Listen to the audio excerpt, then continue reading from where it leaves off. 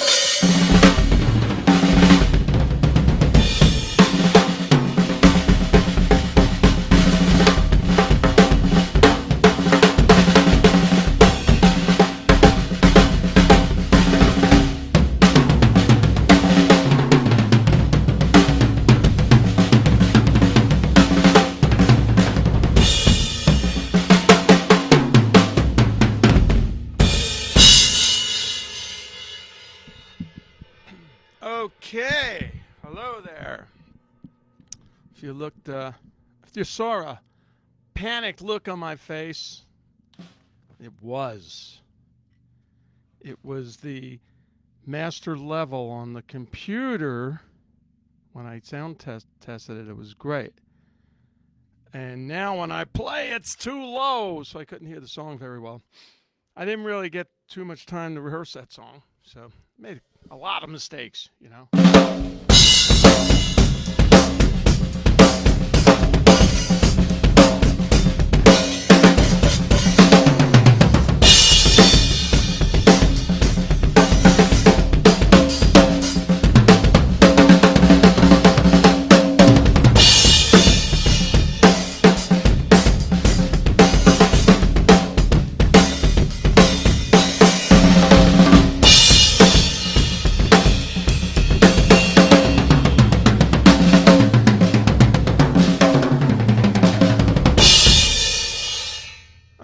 I could hear it better. I should play it again, but no, I won't do that. What's cool about that song, that was Kill Devil Hill. It's called Where Angels Roam. I've been listening to that stuff. It's pretty good. That was, what year was that? 2013. Rex Brown on bass from Pantera. Dewey Bragg on vocal. And Mark Zavon on guitar. It was really a cool band. We just needed an alarm clock. That's it. I told you before.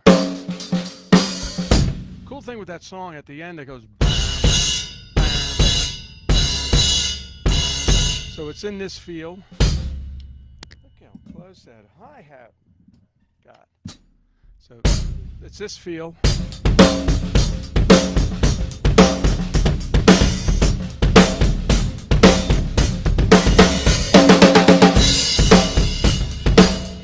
Then from that feel, there's some hits. So like this.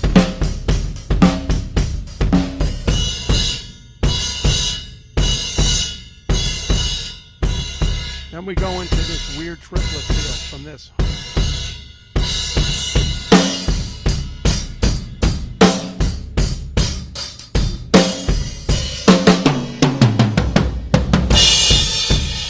You see? So it's going just from the straight 4/4, and then we took those are like 16th notes, so the 16th notes become the triplet.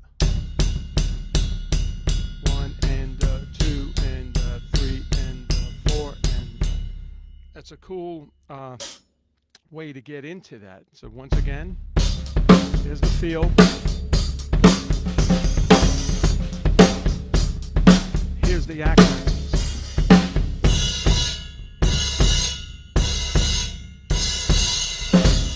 See, I go back into the field.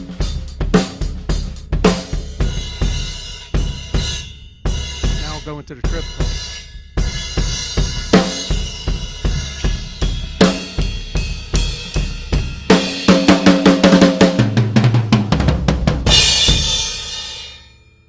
That's cool. So it's just taking the 16th notes and turning them into the triplets. You know, there's a couple of songs. A song years ago by Garbage did something.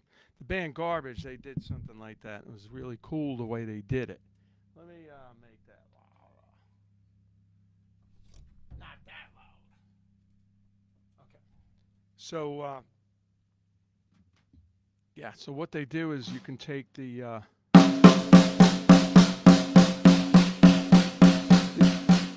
or let's go with that. 8th notes, 1 and 2 and 3 and 4 and 1 and 2 and 3 and 4.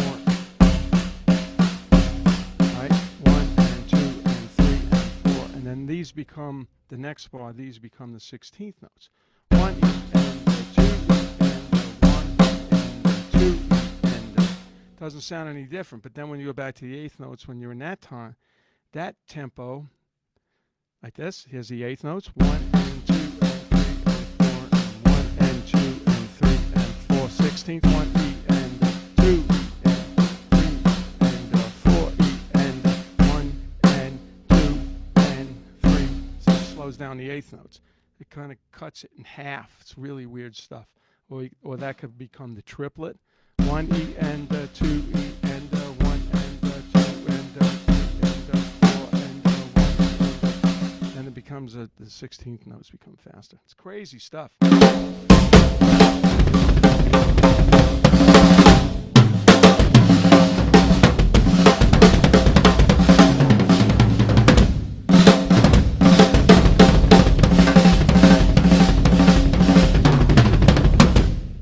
All right. So what did I do over the weekend? I went to we had a corporate rock fantasy camp, and this one was really interesting. You know, I do a lot of these rock fantasy camps. They're really cool. Next one's coming up. One of them has the Scorpions. One of them is Nico McBrain, and a whole bunch of cool dudes, rock stars. And this one was actually just a private corporate event, and it was a group of there were 4 bands worth of people. There's about 5 or 6 people in the band. They don't really play anything. So I was there, Rudy Sauza and Patrick and Ava, and we had each had an assigned band. We had to turn them into a band. And amazingly, you know, it came out where, can you sing a little bit? Yeah, well, just come up and sing. And can you play bass? Teach them how to play 3 notes in the bass. The songs were easy. And, you know, they couldn't be a Rush song when nobody plays, really. But they did fantastic. It was so cool.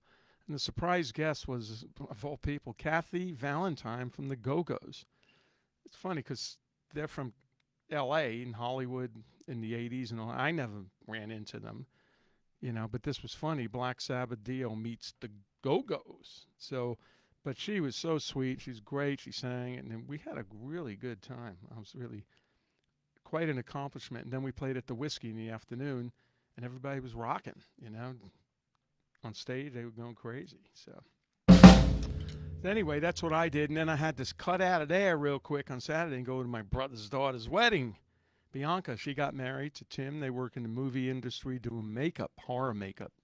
And the setting was pretty horror-ish at the wedding. It was a big old Victorian house and looked like a haunted house. And it was cool. So I just beelined out of the Whiskey and made it down there, Rancho Cucamonga, in about an hour and a half, which is amazing for L.A.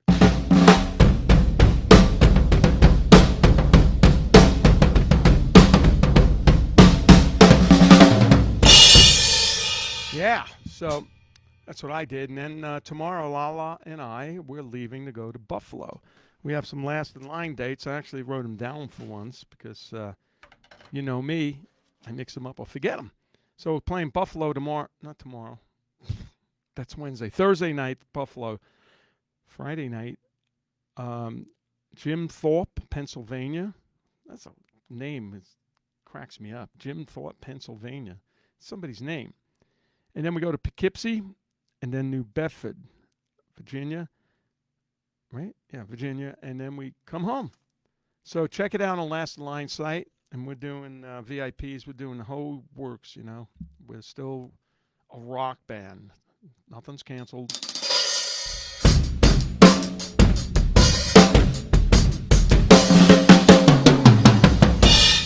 And if you come see us this coming weekend, you'll see me playing these exact drums, a different set. But these are sawtooth drums. And this is the Command Series real quick.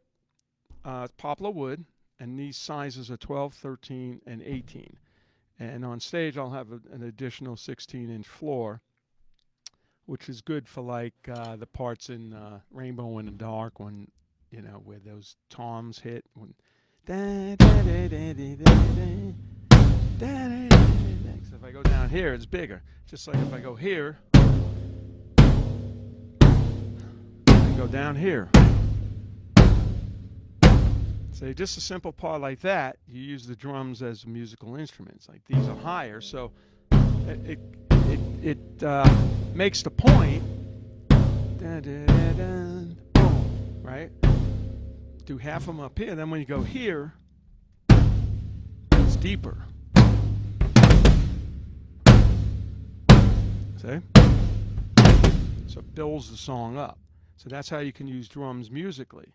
You know, you use the drums according to the song, and so that's what I'll be using live. And this is a 24 by 14 bass drum, and this is all alder wood.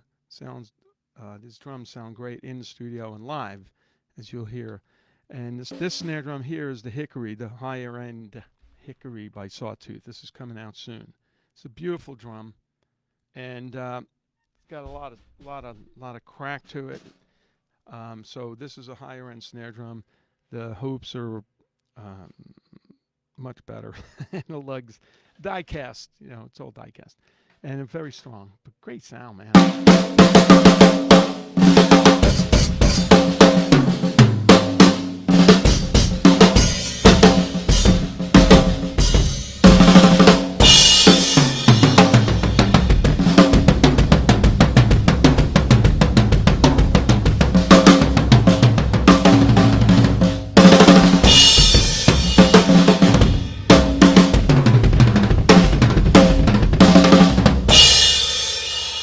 Love them. And so check them out. These are the Sawtooth drums, and they're usually on sale. I think right now, we got the snare drum picture up there. You can see it up close. They also got some great cases that I designed together with Joe Fuco, who owns the company. And these are great ChromaCast. ChromaCast is the main company. Then the Sawtooth drums underneath it, and a whole bunch of smaller companies. And the Sawtooth is the drum division. ChromaCast makes the hardware, the pedal. That's what I'm using. The pedal is ChromaCast. Hardware is ChromaCast. And these cases are ChromaCast. This is a cool case. Check it out. It's got, you shouldn't do that. Not good for the case. You see that? Nice and look at that. You can sleep in there. It's so nice. If it was bigger. And this really protects the drums. I use these on the road now because, you know, we're not doing a major tour yet. And then it's got the secret compartment. See, here you could put an extra drum head, keys, sandwich, whatever, you know. Your favorite Dio album. And here's the snare drum. And here's all the accessories. So this is a great case. And it's got nice handles, really strong. And we've been using these on the road, and they've been fantastic. You know, so check them out. And there's this, use the app, and you get like some percentage off. I think it's 20. Can't beat that. So this is Sawtooth and ChromaCast, you know. Everybody asks me what kind of pedal this is, and this is just their standard pedal. And it's fast. You could hear it's fast. And the reason why it's fast is that it's tension on the spring here is pretty much as tight as it goes almost. There's a little bit more I can go, but this feels good. And the pedal board's in about the middle, and the beater's in the middle of the bass drum. And that gives me the speed, you know. But also, I don't have anything in the bass drum. You know, it's open. If this was really dead, it'd be a little harder to get speed on it because you'd hit it, there's no rebound. This bass drum, I hit it and it pushes the beater back. So it's faster.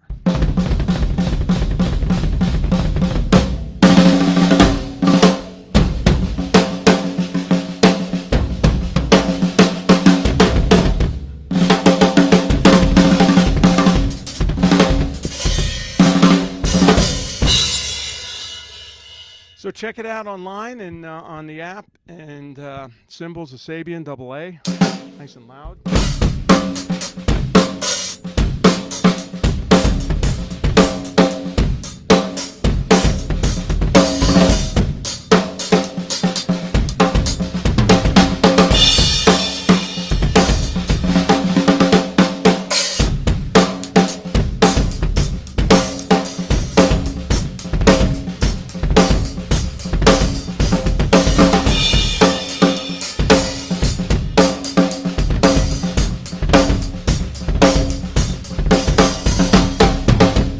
See? Fast pedal. You could hear me squeezing those little 30-second notes out. I came across another lick I like. Lick I like. Name my new drum book. Lick I like. I showed you this one. 2 on the hand, 2 on the foot, 1 on the hand. Right? It's like 1 E and 2.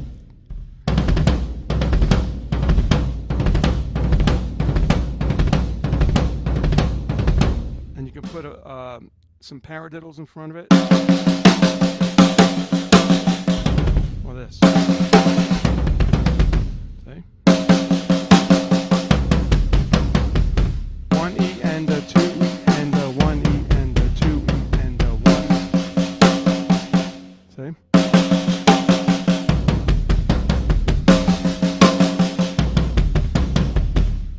And if you play a little faster.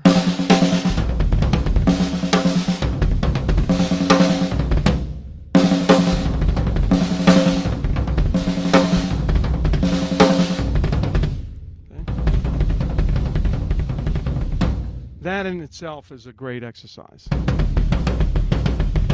Okay, so that's the one I messed around with. And then I came up with a little different one, which is a little less stressful on your foot.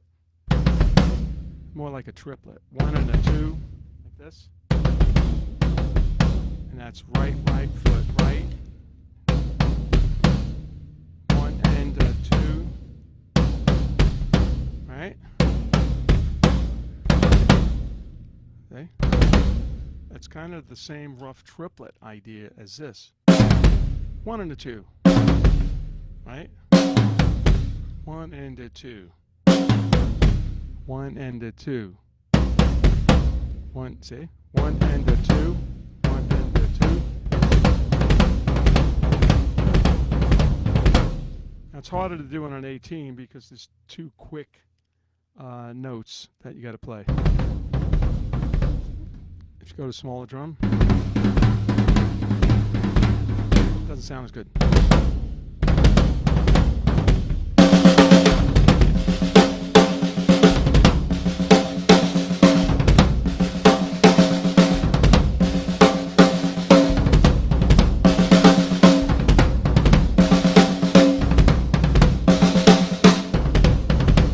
It's a cool lick, and it doesn't require a whole lot of energy.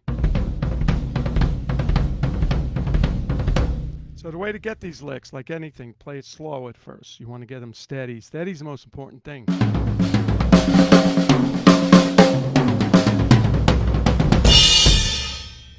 Steady, when you get things steady and then you go fast, it sounds really professional. It sounds powerful. Like.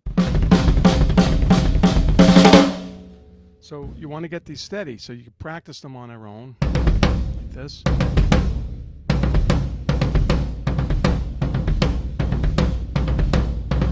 Then you get them a little faster. Hi, la.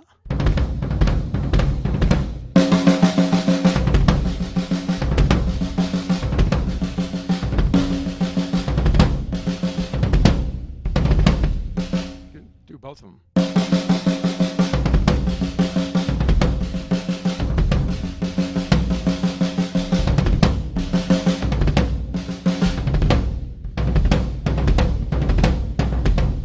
Practice one after the other. Slow. See?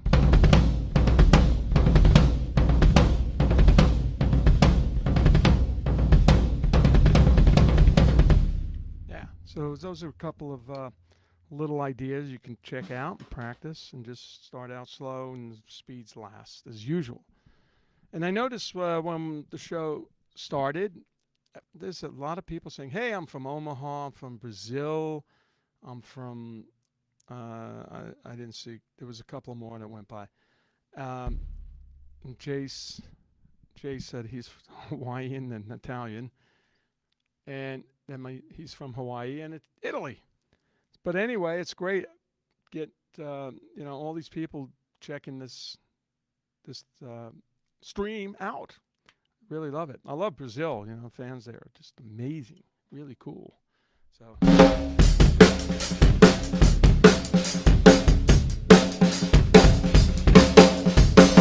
See, this is steady.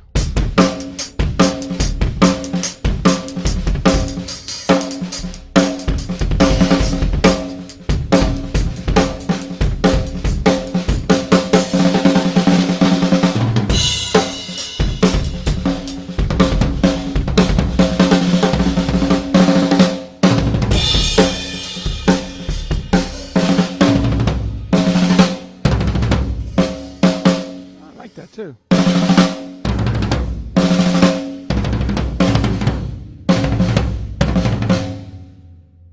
What that is just a bunch of triplets. 1 and a 2 and a 3. 1 and a 2 and a 3. And then the rest. And I just place that on toms. 1 and a 2 and a 3.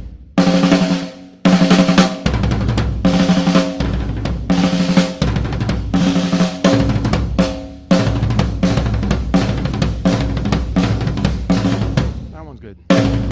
That's just starting on the snare.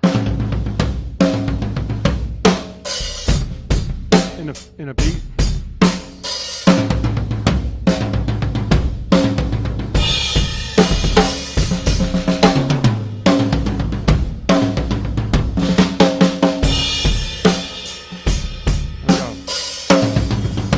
Pass.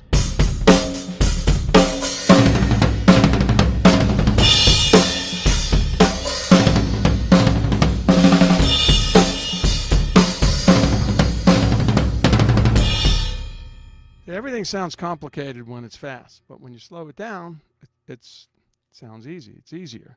So 1 and a 2 and a 3. 1 and a 2 and a 3. Right hand on the snare. 1 and a 2 and a 3. That's all it is, you know. It's that roll.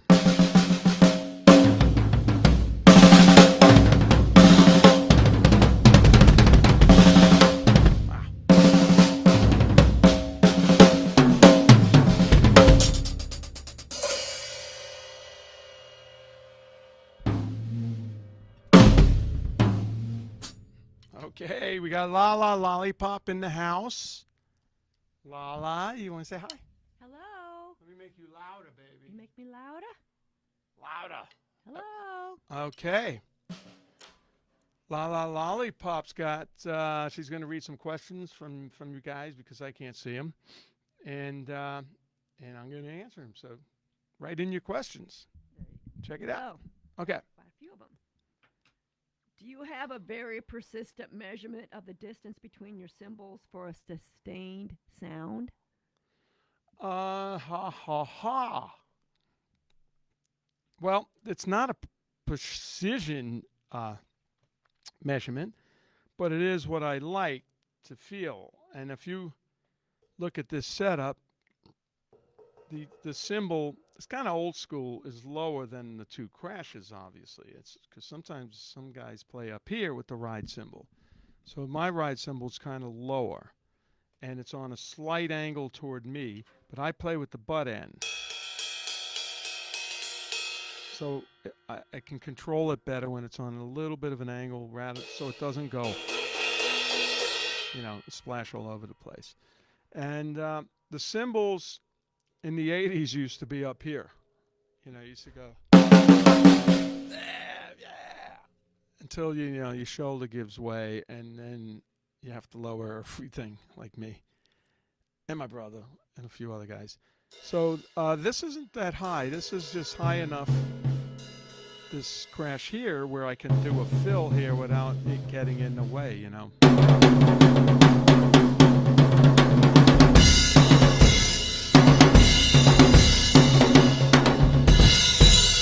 Okay. And the trick with these cymbals is I don't have them exactly straight because it sounds different to me. If it's straight, you're hitting it right on the edge. You're getting a lot of edge. So these cymbals, as you can see, maybe on this camera, they're slightly tilted toward me. This way I'm getting the edge and I'm getting the whole body of the cymbal when I crash on it. And this is the same thing. So these two cymbals are about the same height. These days I'll keep this crash cymbal a little bit lower, maybe a tiny bit. And the hi-hat, that's about 8 inches above the snare. I like that so I can, if it's too high, it's hard to do these kind of things.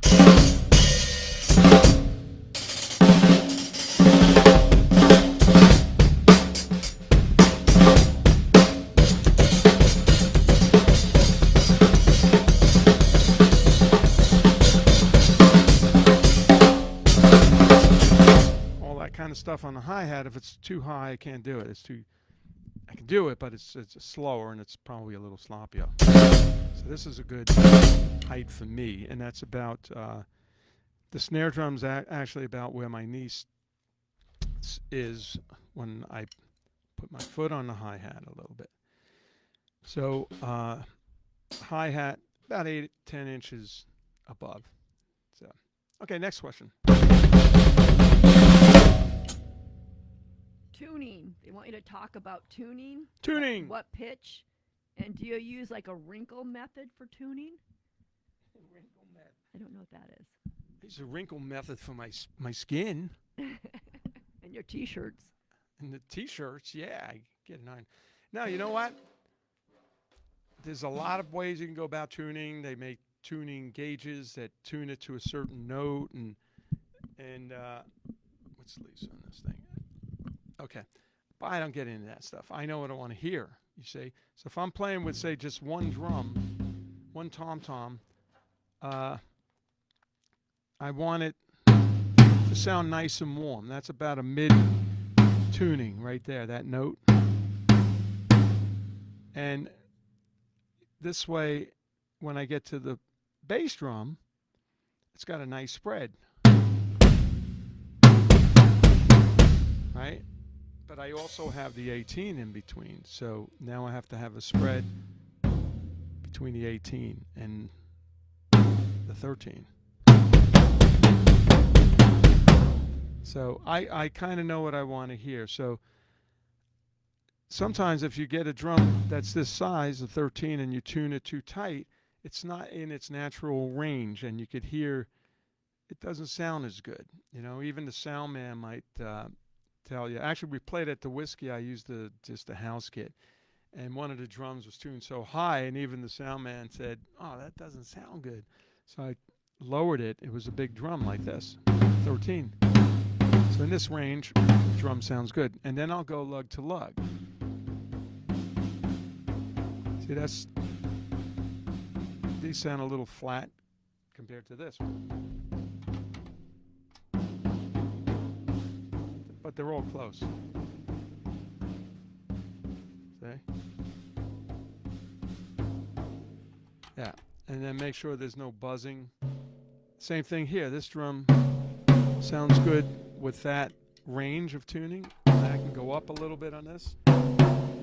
Depends, how much attack I want to get. This drum will have more attack higher. See, that's a bigger spread. Sounds like the movie 2001.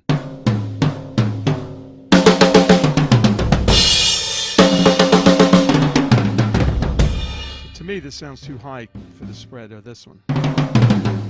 It's already too high, so I don't like that. You know? And it might sound a little thin since it's so high in the PA or whatever you're doing recording. That's a little better, see?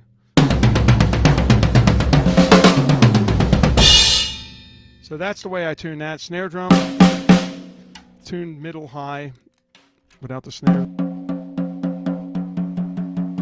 And I'll do the same thing, go lug to lug. And it's usually where I'm hitting with the lugs that loosen up a little bit too. And bass drum, before I get to the bass drum, the snares, see, I don't keep them tight. They rattle a little bit. And that makes a dirtier sound and a little longer note, you know.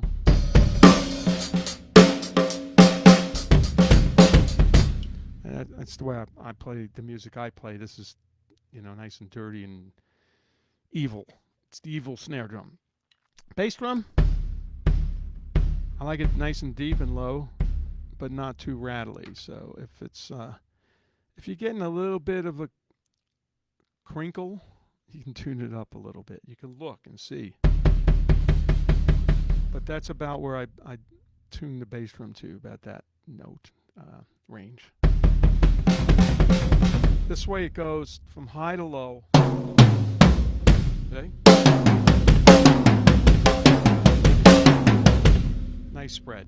So experiment. If you don't know exactly where you want to tune, experiment with it, I always tell everybody that. Don't just take them out of the box and play them. Tune them, mess around. It depends what kind of heads you got. If you got good heads, these are Evans G2s. These are great heads. It's going to sound really good when you hit the sweet spot. Okay. We got some lasagna and spaghetti. What do we got? Lasagna, raviolis, And bread. I don't know. the giant meatball. Oh, and a giant meatball. I get you guys hungry, but you probably ate on the East Coast already. It's what, 7 something, 8? We went to this restaurant. Let's go there, and it's Italian place, like a family restaurant, but it's good. The food's good.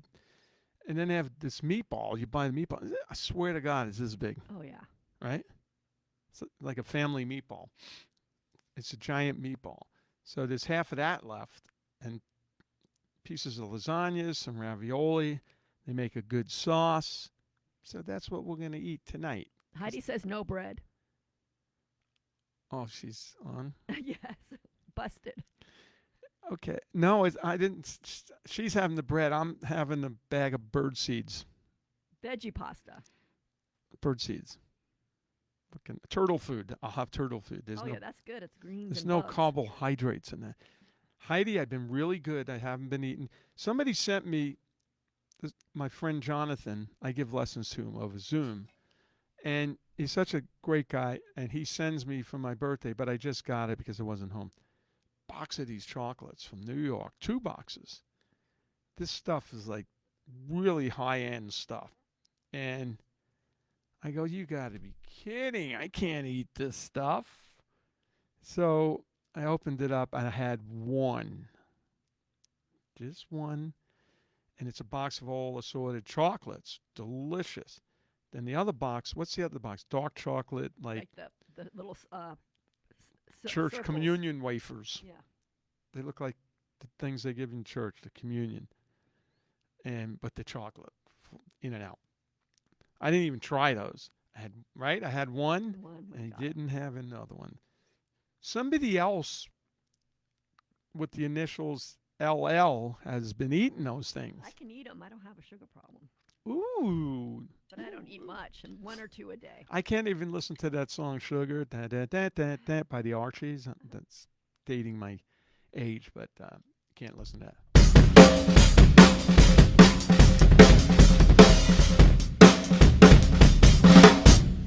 Yeah, so I'm not having the bread, but I'm playing all day here today, so I'm burning some calories. And then afterward, I don't. I love cereal. Like dessert to me is a nice bowl of Raisin Bran, but it's too much sugar. So I cut all that stuff out. Anyway, what's the next question? Someone noticed that your ride doesn't move when you hit it. Is it a super tight on the wing nut and felts, and why do you like it that way? Good question. I don't like it that way. My drum tech Mark tightens it so I can't even move it. See, like this. This is really tight. Doesn't ring as much. That's too tight. Plus, you're going to break your cymbal if it's too tight. And you're slamming it, So, okay. I don't have my ride cymbal loose. Like sometimes you'll play or get on a kit and it's like this. Because sometimes I use it as a ride, as a crash. And it's too loose. It's going like this. All right?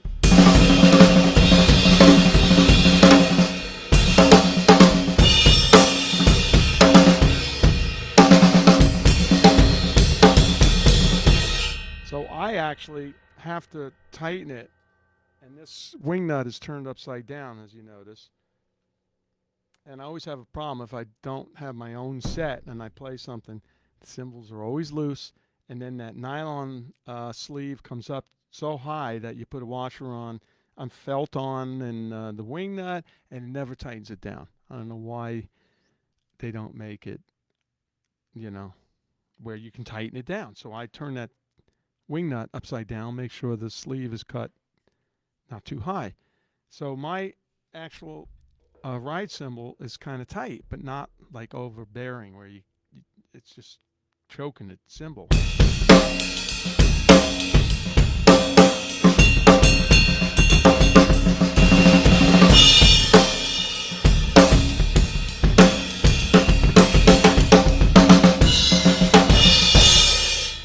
So it doesn't move like this. And I'm hitting it, and I play with the butt end, and I'm hitting it right at the edge of the stick, you know. So, I mean, I've been doing this for quite a number of years, so I know how to hit this where it's not going to be splashing all over the place. But it is on the tight side. And guys should, you know, if you're having a problem with the thing going all over the place, check it out. Try it. Take a while to figure out how to get it tight. Some of them go tight, some of them don't. So, okay, I got another question. What is your favorite song with Vivian playing on the drums? What's my favorite song with Vivian on the drums? Which one do you like to play? I like Stand Up and Shout.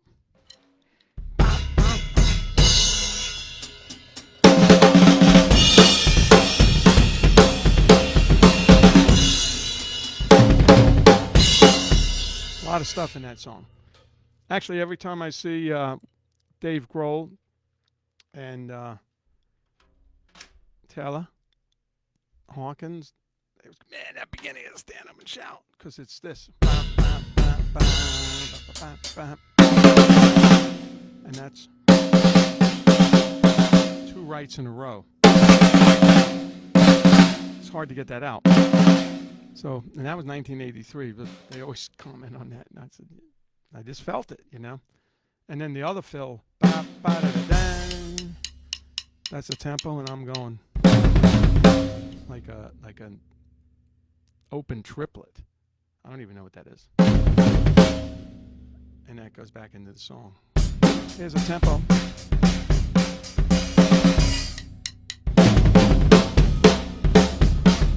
Some crazy stuff in that song. So that's one of my favorite. And We Rock. I like them all. I love playing them all. So, all right, let's take another question.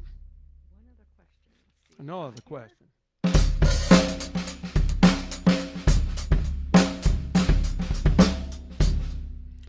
And I don't listen to that song by Def Leppard, Pour Some Sugar on Me, Heidi. I listen to Pour Some Sugar Substitute on Me.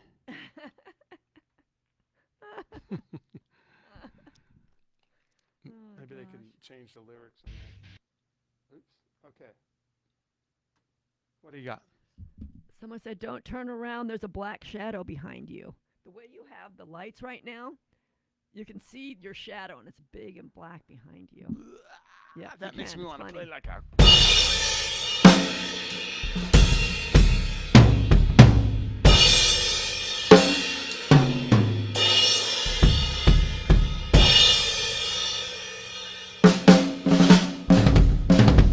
Evil. Oh, that's interesting. Where is the shadow? This shadow right here? Really? Yeah. That one. Who knew?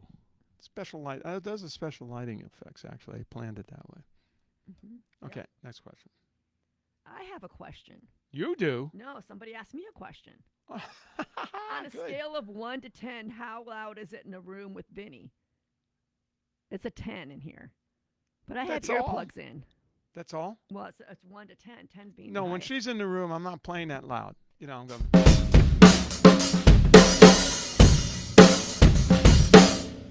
You know, I can really get more I'm not power. in the than room in that. the beginning. I come in late. Yeah, she comes in late. And I have earplugs in. Yeah. Like really good earplugs. Yeah. Custom made ones. Custom made ones. Yeah, I sure do. Probably got little chocolates in there to They do. keep the sound out. Later. Okay. Did Let's Ron- take one more question. It's 5 o'clock. Okay. Charlie stopped by to say hi. Charlie. He's in the hospital because he had his eye surgery because of his accident. Oh, you know, everybody knows Charlie over here. Comes Charlie Tribble. Tribble? Yeah. Yeah. So we wish you all positive thoughts. Get your eye sorted out. We love Charlie. He's a good guy. This is for you, Charlie. Okay. One more question. Did you ever meet Neil Peart? Got a couple questions on that one. Did I ever meet Neil Peart? Nope. I was down when I used to use DW drums down in up in Oxnard, California. I think it was there. He was in the studio recording a video or something for them, and I was outside, and they said, Neil's in there. I said, oh, but we didn't get a chance to meet, and I never met him. A lot of drummers I never met, Some of them we played shows together. I never played a show at Rush with any bands, but we played with ZZ Top. I never met Frank Beard, but I did meet Billy Gibbons. He's a very nice guy. You know, Billy Gibbons, Carmine and I jammed with him. We played a show before the pandemic started, in the early 2020, and he just plays through a little amp, and it was like you had to play low. It's like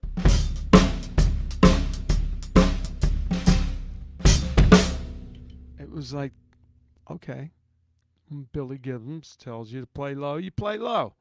So it wasn't anything that like I expected. I thought it'd be a little louder, but that's the way he plays. He likes to hear the guitar through the PA, from what I heard. And but what a nice guy, a super guy, legend. I'll come invite him over for some meatballs and pasta one day, right? All right, how about one more question? I keep saying one more question. Did Dio change a few of the lyrics on Rainbow in the Dark after the original lyrics were written? Did Dio change some of those lyrics? No. Once he wrote the lyrics, that was it, you know. Once he laid it down in the studio, that was it. He never changed them. And the way he wrote lyrics in the rehearsal room, you know, we'd be jamming on riffs like during the Holy Diver album.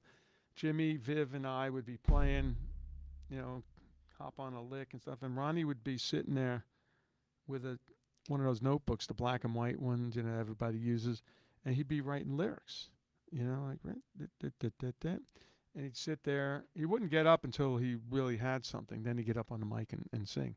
And he was always rolling joints, too. He was had a music stand turned flat, and that's where his pot was and his rolling paper and all that. And it wasn't strong stuff back then, so he could function. But that's what he did. And then he had the notebook, and he would write and write and write. And sometimes he would just come in the room and just hear us playing, and he liked it and just start singing something. As soon as he came in, it was like a song. And you listen to, I got one thing, the only extra thing we did during Holy Diver, I think it was Last in Line or Holy Diver album, where we jammed on something, and we were just playing. We all had the headphones on, and then he came in with some vocals. And actually, that's going to be out. I think they're making a movie. And I played it for the movie people who were doing the Ronnie movie, and it's going to be me playing it for them in the movie. And it's really good because we're in the studio, so it's properly recorded. It sounds good. And then as soon as Ronnie comes in, it's like a song. Okay, there's a song. So, because his amazing voice, you know. All right, so anyway, I'll be back next week, right? Then I leave the next day, and it's good to be back, and I'll be back again. Thank you guys for tuning in, and I'll see you next week. Everybody be safe, and everybody around the world who's watching this, I'm really flattered, and I really appreciate you guys checking this out. We're going on a year and a half now. It's unbelievable. This was only supposed to be a few months. I mean, when I started, I could only play this.